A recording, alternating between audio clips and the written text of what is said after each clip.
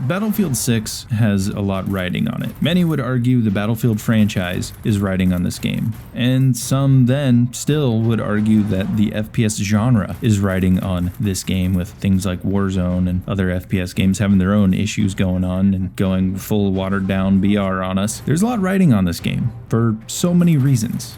And I think there's a lot of lessons to be taken from previous titles, and I've already discussed the absolute novel full of lessons it could take from Battlefield 5. And today I want to talk about one of the more popular games in the franchise, Battlefield 1.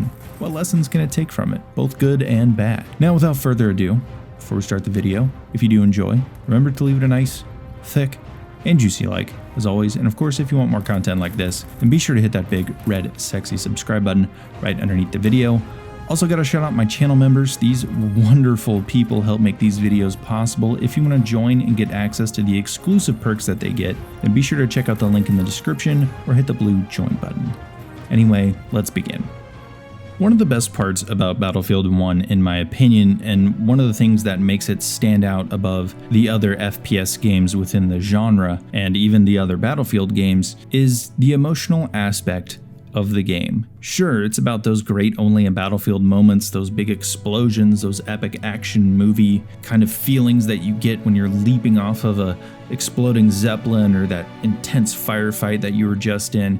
Those are great, but there's more to the game than that. It likes to remind the player that it's not just machines of death out here killing each other. There's people who have families, and backstories, and histories, and homes to go back to, who are operating these industrial machines of death against one another. And they have a variety of reasons and motivations for doing so. In the same way that you or I would have a variety of reasons if we had been pushed out to some war like that. And whether it was because we were forced to, or maybe we volunteered and we went and we fought. Maybe you were a chauffeur back home and the army's running out of men, so they throw you in to be a tank driver, and all kinds of things.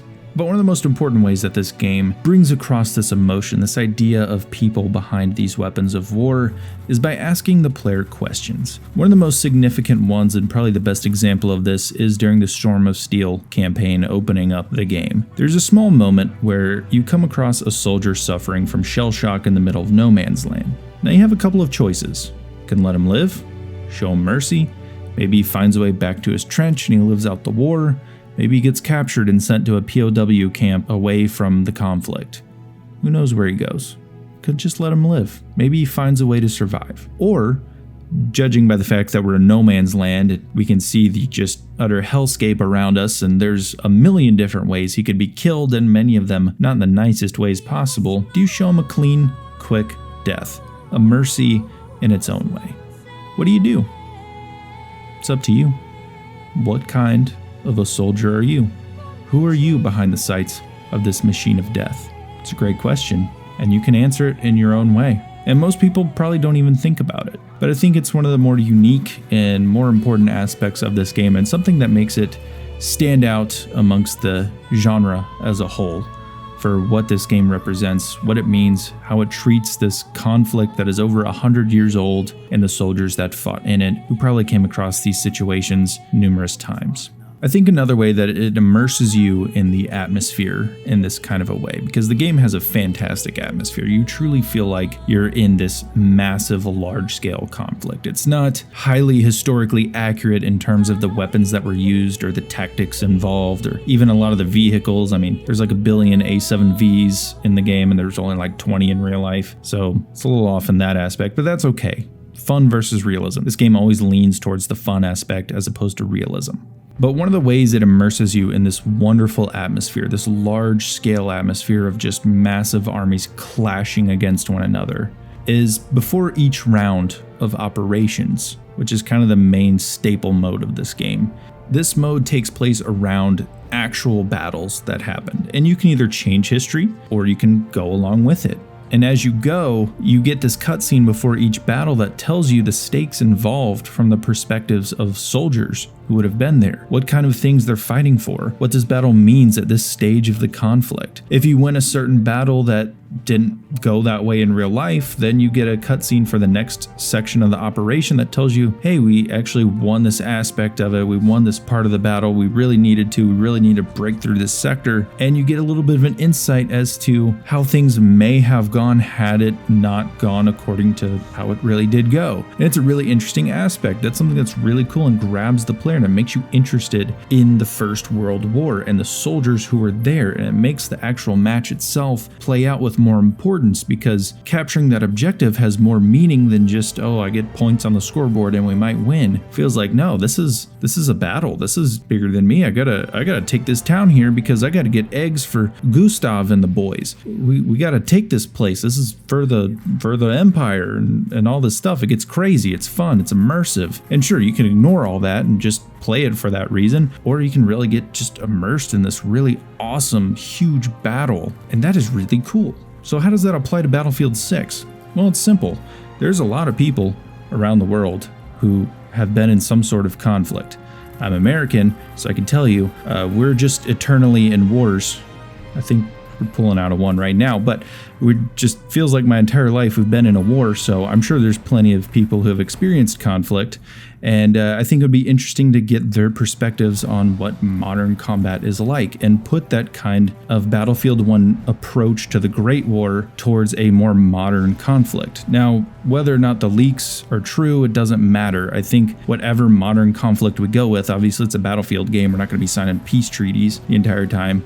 Whatever conflict they go with, I think it would be really cool to have the perspective of these modern soldiers and how not only real world conflict goes, but how whatever fictional one they make up might go with this more authentic, grounded perspective of real soldiers. I think that'd be awesome.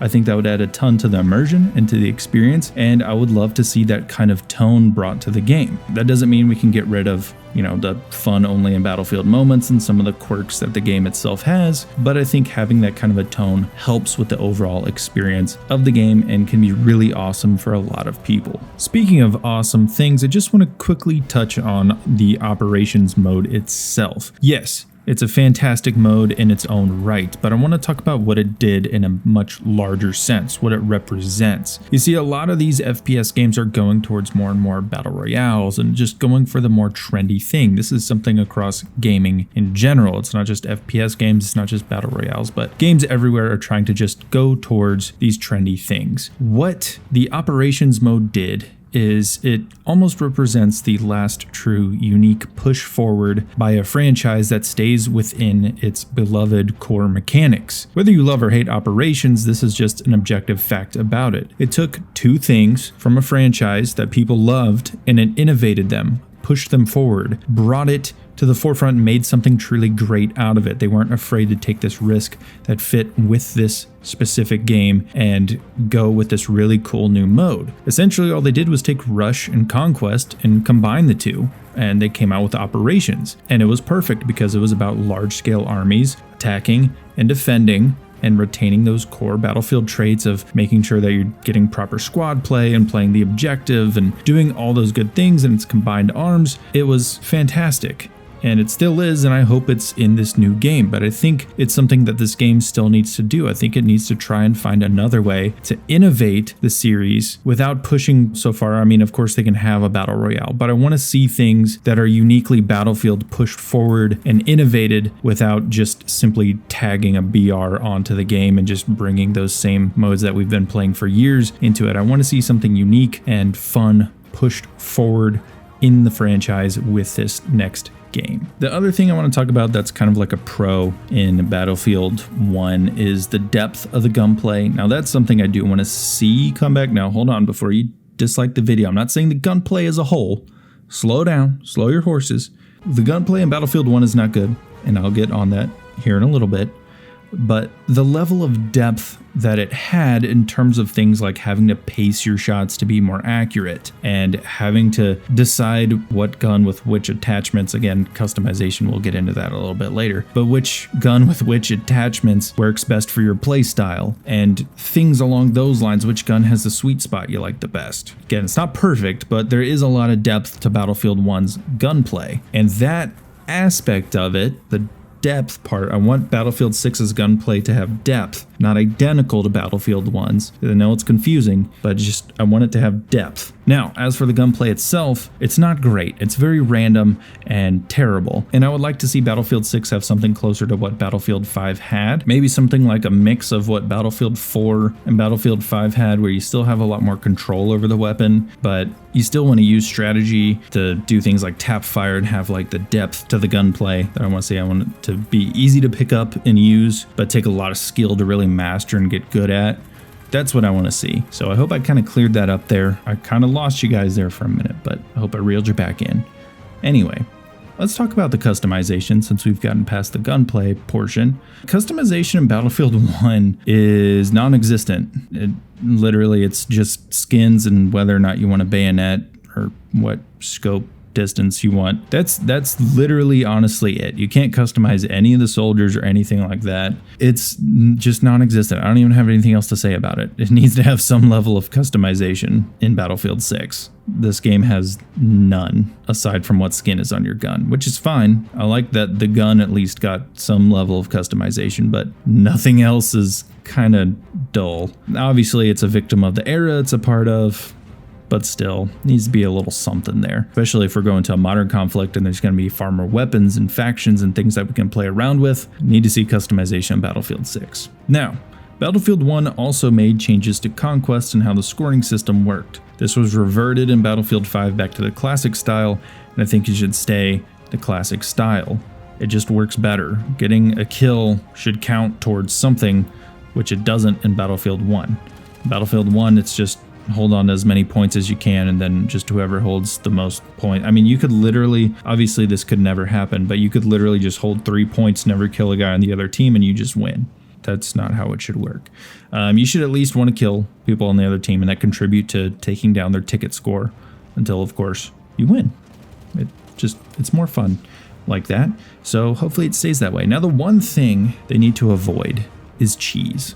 Battlefield 1 was left with a lot of cheese. Now you might be thinking, Jaws, what does cheese mean? Now some of you may understand cheese, or you may be able to kind of get an idea as to what I might be referring to. But let me just trigger everyone who's played Battlefield 1 real quick. Ilya Muromets spam, artillery truck spam from the spawn, explosive spam, and then the Hellriegel or SMG 0818 / shotguns / sweet spot mechanic. Okay, has everyone recovered yet? Let me know when you've recovered and I'll continue the video. Okay, you've had enough time. That type of stuff where it's just annoying crap that they just poo into the game and leave it for the rest of its life cycle, no. It's fine to have powerful weapons. It's fine to have, vehicles that are powerful. That's great and all. Good players will take advantage of good things in the game. But the cheese, you can't counter the Ilya Muromets. You can't. If you're a dude on the ground, you can't do anything about it. It's like 1 billion feet in the air, and it's just carpet bombing you like you're Berlin in 1944. You can't do anything. And then you got the artillery truck guys who just sit in the spawn eating Cheetos and just hitting the right trigger every once in a while and getting 2 or 3 kills. Just please, for the love of God, don't do that stuff. And then explosive spam. I think it was just an aspect of BF1's atmosphere to have that many explosions, but in this game, hopefully it's not ridiculous. I think there'll be plenty of chaos going on that they don't need to have explosive spam to enhance the atmosphere. And then again, the weapons, it's okay to have powerful weapons, some that are good in the right hands. Just don't make them too cheesy. That's all I'm asking. The Hellriegel is infamous. And the SMG 0818 is pretty much there for people who stuck around playing it. It just took over as the new Hellriegel, for being honest. Now the Hellriegel is actually still really good if you play the game, so it's definitely more balanced now than it used to be, that's for sure. But just make it balanced. Don't put any BS stuff in there. Make it fun. No one likes the Ilya or the artillery truck. They just don't. You could almost argue behemoths are kind of like that, but I would argue back that behemoths also add a kind of cinematic gameplay effect. It's in their own way. They're almost like Levolution. Whether that's good or bad, that's up to the individual player. In some ways, it doesn't add anything to the gameplay in terms of how it can swing the way of a game. I mean, the losing team almost never turns around the round with a behemoth. but it does, in my opinion, offer some kind of cool experience within the game that's kind of like compensatory towards that. I don't know. I don't even know if that's a word, but regardless, those are the things that Battlefield 6 can learn from Battlefield 1. I hope you guys enjoyed. If you did, as always, leave a nice thick and juicy like, and I'll see you guys in the next video.